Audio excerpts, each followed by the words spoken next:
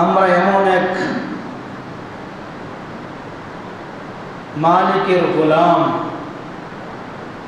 যে মালিক আসমান জমিন নবমণ্ডল ভূমণ্ডল সব কিছু সৃষ্টি করেছে।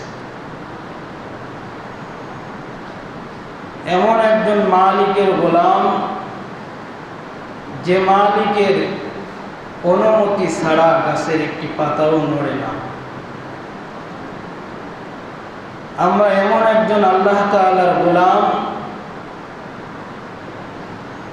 আল হাইয়ুল আল কাইয়্যুম, যে আল্লাহ তাআলা সদা সর্বদা আছেন এবং থাকবেন। লা তাখুযুহু সিনাতু ওয়ালা নাউম, যে আল্লাহ রাব্বুল আলামিন, যে আল্লাহ রাব্বুল আলামিনকে ঘুম এবং তন্দ্রা স্পর্শ করতে পারে না। লাহু মা ফিস সামাওয়াতি ওয়া মা ফিল আরদ, আসমান জমিনের যা কিছু আছে সব কিছু আল্লাহ রাব্বুল আলামিনের। মান যাল্লাযী ইয়াশফাউ ইনদাহু ইল্লা বিইذনি, কে আছে যে আল্লাহ তাআলার অনুমতি ছাড়া ওই কিয়ামতের ময়দানে কারোর জন্য সুপারিশ করতে পারে? তবে আল্লাহ তাআলা যাকে অনুমতি দিবেন সেই ব্যক্তি একমাত্র সুপারিশ করতে পারবেন। সম্মানিত হাজিরিন, আল্লাহ তাআলা এমন একটি সত্তা, যে সত্তা আসমান জমিন সৃষ্টি করেছেন ফি সিত্তাতি আইয়ামিন, 6 দিনে। যে আল্লাহ রাব্বুল আলামিন আসমান জমিনে পাহাড় পর্বত যা কিছু আছে সব কিছু সৃষ্টি করেছেন। কেন সৃষ্টি করেছেন? সৃষ্টি করেছেন তার বান্দার জন্য। বান্দা এগুলো ভোগ করবে, ভোগ করে বান্দা আল্লাহ তাআলার গোলামি করবে। সুবহানাল্লাহ। প্রিয় হাজিরিন, ওয়াল জিবালা আওতাদা, যে রব্বুল আলামিন পাহাড়কে জমিনের জন্য পেরেক হিসাবে ব্যবহার করেছেন। আল্লাহ রব্বুল আলামিন আসমান জমিনে বান্দার জন্য যে সমস্ত জিনিস প্রয়োজন সবগুলো আল্লাহ তাআলা দিয়েছেন। বান্দা হাজারো রকম নিয়ামত ভোগ করে। পুকুরের মধ্যে, নদীর মধ্যে অনেক রকম শত শত হাজার হাজার রকমের মাছ আছে। বান্দা সেগুলো ধরে ধরে ভোগ করে। দুনিয়ার মধ্যে গাছের মধ্যে অনেক রকম অগণিত ফল আছে যেগুলো বান্দা নিজে ভোগ করে। জমিনের মধ্যে বান্দাকে আল্লাহ তাআলা এমন অসংখ্য অগণিত নিয়ামত দিয়েছে, সবগুলো বান্দার জন্য। বান্দা সেই নিয়ামতগুলো ভোগ করবে আর আল্লাহ তাআলা শুকরিয়া আদায় করবে, আল্লাহ তাআলার গোলামি করবে। আল্লাহ রাব্বুল আলামিনের কুদরতি করে যে ঠান্ডা হয়ে যায়। সুবহানাল্লাহ। সব কিছু আল্লাহ তাআলা বান্দার জন্য দিয়েছে। জমিনের মধ্যে আমরা অনেকের আমাদের গাভী আছে, গাভীর থেকে আমরা দুধ দহন করি। ওই দুধ গাভীর বাছুরের জন্য আমরা গাভীর বাছুরকে বেঁধে রেখে ওই দুধগুলো দহন করে আমরা নিজেরা ভক্ষণ করি। আল্লাহ রাব্বুল আলামিন কুদরতিভাবে বলেন, বান্দা আমার ওই অবলা প্রাণী সে নিজে না খেয়ে তুমি খাইলা, ঠিক আছে, আমি তোমার উপরে বেজার না। তবে যদি আমার এই নিয়ামত ভোগ করার পরে তুমি আমার নাফরমানি করো তাহলে আমি তোমার উপরে বেজার। আল্লাহ তাআলা কত মেহেরবান। জমিনের মধ্যে আমরা যদি কারোর পেছনে ঘুরি, আমরা যদি কারোর সাথে থাকি, তার কাছ থেকে স্বার্থ হাসিল করার জন্য আমরা ঘুরে বেড়াই। কোনো নেতার পেছনে যখন আমরা স্লোগান দিই, নেতা যখন আমাকে ভিজিএফের চাউলের কার্ড না দেয়, যখন অন্য কিছু না দেয়, আমাদেরকে সুবিধা যদি না দেয়, তাহলে আমরা তখন আর বলি না অমুক নেতার চরিত্র ফুলের মতো পবিত্র, তার থেকে আমরা সরে চলে আসি। আসার পরে তার বিরুদ্ধে আমরা গীবতে লিপ্ত হই। পক্ষান্তরে নেতা যদি কিছু দেয়, যদি একটা চা দেয়, যদি কোনো কিছু দেয়, কোনো উপঢৌকন যদি আমাদেরকে দেয়, তাহলে আমরা সব কিছু ফেলে রেখে নেতার পেছনে দৌড়াই। কেমন দৌড়াই? আমার মালিক বেজার হয় হোক, আমরা তো এমন নাফরমান বান্দা, আমার আল্লাহ তাআলা বেজার হয় হোক, দুনিয়াবি অমুক নেতা আছে, অমুক ব্যক্তি আছে, আমরা তার পিছনে যাব, তাকে খুশি করব। কেন খুশি করব? তাকে খুশি করলে আমার দুনিয়াবি ফায়দা হবে। তাকে আমরা খুশি করার জন্য আল্লাহ তাআলাকে বেজার বানাই। অথচ আমরা কি চিন্তা করেছি, যে মালিক আমাদেরকে আসমান দিলেন, জমিন দিলেন, মূল্যবান হায়াত দিলেন, হাত দিলেন, পা দিলেন, চোখ দিলেন, নাক দিলেন, পাও দিলেন, অঙ্গ প্রত্যঙ্গ যা কিছু আছে সব কিছু যে মালিক আমাদেরকে দিলেন, সেই মালিকের কি আমরা শুকরিয়া আদায় করতে পেরেছি? হক আদায় করতে পেরেছি? পারি না। মালিকের তো গোলামি করি নাই, সকাল থেকে উঠে সন্ধ্যা পর্যন্ত মালিকের নাফরমানি করেছি। কই মালিক তো আমাদের জন্য কোনো নিয়ামতকে বন্ধ করে দেয় নাই। মালিক তো বেজার হয়ে আমাদের কোনো অঙ্গ প্রত্যঙ্গ ছিনায়া নেয় নাই। মালিক তো বেজার হয়ে আমাদের খাদ্যকে তিনি আটকে দেয় নাই। মালিক তো বেজার হয়ে আমাদের সম্পদগুলোকে তো ছিনায়া নেয় নাই। মালিক তো বেজার হয়ে আমাদের একটি চোখ নষ্ট করে দেয় নাই।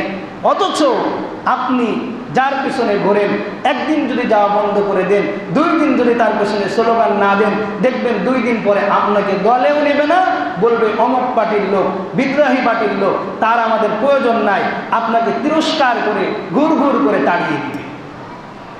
কিন্তু আমাদের মালিক এমন দয়ার সাগর যে আল্লাহ রাব্বুল আলামিন আমাদেরকে এত এত মহাব্বত করে, আমরা সকাল থেকে সন্ধ্যা পর্যন্ত মালিকের নাফরমানিতে ব্যস্ত, মালিকের সাথে বেয়াদবিতে ব্যস্ত। তারপরে মালিক বলে, বান্দা আয়, ফাফিরু ইলাল্লাহ, আমার দিকে আসো। তুমি বোঝো নাই, তুমি যেদিন বুঝবা সেদিন আমার দিকে ফিরে আসবা। মালিক মানুষের খাবার বন্ধ করে দেয় না, মালিকের বান্দার রিজিক বন্ধ করে দেয় না। মালিক বান্দাকে বুকে টানতে থাকে কুদরতিভাবে, মালিক তার দিকে ডাকতে থাকে। প্রত্যেক দিন রাত্রে আল্লাহ তাআলা শেষ প্রহরে এসে আল্লাহ তাআলা ডাকে, আলা মিন মুস্তাগফিরিন, এই দুনিয়ার মধ্যে কি আসো, আমার কাছে ক্ষমা চাও, অপরাধ করেছো, মাপ চাও, আমি তোমাদেরকে ফাগফির আল্লাহ, তোমাদেরকে ক্ষমা করে দেব। আলা মিন মুস্তারজিকিন, তোমাদের মধ্যে কে আছো যে না খেয়ে আছো, বড় অভাব, সন্তান নিয়ে বিপাকে আছো, স্ত্রী নিয়ে বিপদে আছো, বিভিন্নভাবে তোমরা ক্ষতিগ্রস্তের মধ্যে পতিত হয়েছো, আমার কাছে তুমি ক্ষমা চাও, আমার কাছে তুমি বলো, আমি তোমাদেরকে ফারুজুকুল্লাহ, তোমাদেরকে আমি রিজিক দান করব। তোমার কি প্রয়োজন, আসমান জমিনের সব বরকতগুলো দিয়ে তোমাদেরকে ভরপুর করে দিব। সুবহানাল্লাহ। দেখেন, সুবহানাল্লাহ বলতে বলেছে, তারপর আমাদের মুখ বন্ধ। আমরা কত বড় নাফরমান বান্দা, আমাদের তো চিন্তা ফিকির করা দরকার। অথচ যে মালিক আমাদেরকে জবান দিয়েছে, যে জবান দিয়ে আমরা কথা বলছি, আর যদি মানুষের জবান আল্লাহ তাআলা বন্ধ করে দেয়, তাহলে আমরা দেখা যায় মেহেরপুর থেকে চুয়াডাঙ্গা, চুয়াডাঙ্গা থেকে কুষ্টিয়া, কুষ্টিয়া থেকে খুলনা, সেখানে না হলে রাজশাহী, এভাবে ঢাকা পর্যন্ত যায়, বিদেশে পর্যন্ত চিকিৎসা করার জন্য চলে যায়। হাজার হাজার লক্ষ লক্ষ টাকা আমরা ব্যয় করি। অথচ যে মালিক আমাদেরকে অনায়াসে কথা বলার মতো শক্তি দান করেছে, সেই মালিকের জন্য আমরা শুকরিয়া আদায় করব। ওই শুকরিয়া পর্যন্ত আমাদের আদায় করার জন্য এত অলসতা, মুখ দিয়ে কথা বাইর করি। এজন্য প্রিয় হাজরিন, আল্লাহ তাআলা এত বড় নিয়ামত দিয়েছেন আমাদেরকে নিয়ামতের শুকরিয়া আদায় করতে হবে। যদি নিয়ামতের শুকরিয়া আদায় করতে পারি, আল্লাহ রাব্বুল আলামিন বলেন, লা ইন শাকারতুম লা আযীদান্নাকুম, যদি তোমরা আমার নিয়ামতের শুকরিয়া আদায় করো, তাহলে আমি তোমাদের নিয়ামতকে বাড়াইয়া দিব। ওয়ালা ইন কাফারতুম ইন্না আযাবি লাশাদীদ, যদি তোমরা আমার কুফরি করো, নিয়ামতের শুকরিয়া আদায় না করো, তাহলে তোমাদেরকে আমি কঠিন শাস্তির মধ্যে গ্রেফতার করব। কিয়ামতের ময়দানে তোমাদেরকে কঠিন শাস্তি দিব। শুধু কিয়ামতের ময়দান না, দুনিয়ার মধ্যেও আমাদেরকে কঠিন মুসিবতের মধ্যে পতিত হতে হবে। এজন্য সবসময় আল্লাহ তাআলার জিকির, আল্লাহ তাআলার শুকরিয়া, আল্লাহ তাআলার গোলামের মধ্যে আমাদেরকে ব্যস্ত থাকা দরকার। প্রিয় হাজরিন, আল্লাহ রাব্বুল আলামিন আমাদেরকে যতগুলো নিয়ামত দিয়েছেন দুনিয়ার মধ্যে, তার মধ্যে অন্যতম শ্রেষ্ঠ নিয়ামত হচ্ছে আল্লাহ তাআলার কোরআন। পৃথিবীর মধ্যে আল্লাহ তাআলা যত কিতাব নাজিল করেছেন, সব থেকে দামি কিতাব হচ্ছে আল কুরআন। আল কুরআন হুজ্জাতুল লাকা ওয়া আলাইকা। কোরআন আমাদের জন্য দলিল হবে এবং আমাদের বিপক্ষে দলিল হবে। কোরআন কেমন দলিল হবে? কিয়ামতের ময়দানে যে সমস্ত বান্দারা দুনিয়ার মধ্যে কোরআন পড়ে নাই, কোরআনের আজমত রক্ষা করে নাই, কোরআন দিয়া সমাজ পরিচালিত করে নাই, কোরআন দ্বারা দেশ পরিচালিত করার জন্য চেষ্টা করে নাই, ওই সমস্ত বান্দাগুলোর বিরুদ্ধে আল্লাহ রাব্বুল আলামিনের কাছে এই কোরআন সাক্ষ্য প্রদান করবে। হে কোরআন বলবে, এই বান্দা দুনিয়ার মধ্যে আমার জন্য মেহনত করে নাই, আমাকে দিয়ে সমাজ রাষ্ট্র পরিচালনা করার জন্য সে চেষ্টা করে নাই, কোনোদিন এ কথা বলে নাই, বরং দুনিয়ার মধ্যে পুঁজিবাদী ধর্ম নিরপেক্ষ মতবাদের জন্য, জাতীয়তাবাদ গণতন্ত্রের জন্য তারা সংগ্রাম করেছে, যুদ্ধ করেছে। আমাকে শুধু রেহালের মধ্যে, কাপড়ের মধ্যে পেঁচিয়ে তারা রুমে রেখে দিয়েছে, আমাকে শুধু তারা পড়ার জন্য নিয়ে এসেছে, কিন্তু আমার দ্বারা কখনো আমল করার চেষ্টা করে। কোরআন এভাবে মানুষের ব্যাপারে কিয়ামতের ময়দানে সাক্ষ্য প্রদান করবে, তার বিপক্ষে সাক্ষ্য প্রদান করবে। কোরআন পক্ষে কেমন সাক্ষ্য প্রদান করবে? হাদিসের মধ্যে এসেছে কোরআন পক্ষে ওই ব্যক্তির সাক্ষ্য প্রদান করবে যে ব্যক্তি দুনিয়ার মধ্যে কোরআন পাঠ করবে, কোরআন দিয়ে রাষ্ট্র পরিচালনা করা, সমাজ পরিচালনা করা, পারিবারিক জিন্দগি পরিচালনা করার জন্য কোশিশ করেছে, চেষ্টা করেছে। ওই ব্যক্তির জন্য কোরআন কিয়ামতের ময়দানে সাক্ষ্য দিবে। হাদিসের মধ্যে এসেছে বান্দা যখন দুনিয়া থেকে বিদায় নিবে, কোরআনের কিয়ামতের ময়দানে যখন বান্দা যখন দুনিয়া থেকে বিদায় নিবে, তাকে যখন কবরের মধ্যে রেখে আসবে, হাদিসের মধ্যে রাসূল কারীম সাল্লাল্লাহু আলাইহি ওয়াসাল্লাম বলেছে, ডান দিক থেকে যখন তাকে ফেরেশতারা আযাব দেওয়ার জন্য যাবে, ডান দিকে কোরআন দাঁড়িয়ে যাবে, না তাকে আযাব দেওয়া যাবে না। দুনিয়ার মধ্যে আমাকে অনেকভাবে তারা পড়েছে, আমল করার চেষ্টা করেছে, একে আযাব দেওয়া যাবে না।